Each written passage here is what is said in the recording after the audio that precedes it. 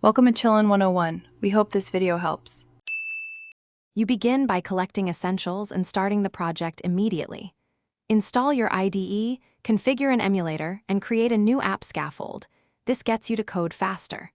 Once done, pick native Kotlin or Swift if you need deep shortcuts, or Flutter for cross-platform efficiency.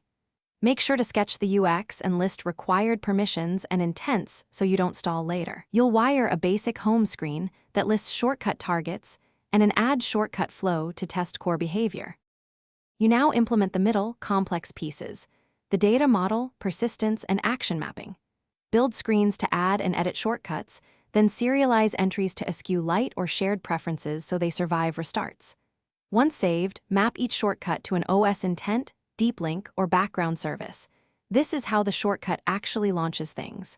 Test each action on both emulator and real device because permission prompts and intent routing can differ. Make sure to add icon handling and fallback behavior. You finalize by polishing UI, integrating launcher widgets or home screen shortcuts, and adding accessibility labels so everyone can use the app.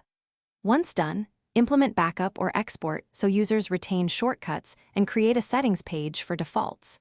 Make sure to handle edge cases like missing target apps gracefully with user prompts. If things go wrong, check runtime logs, verify declared intent filters and permissions, and reproduce the flow on a clean device. These steps reveal most integration errors and race conditions. Thanks for watching. Consider subscribing if we helped you.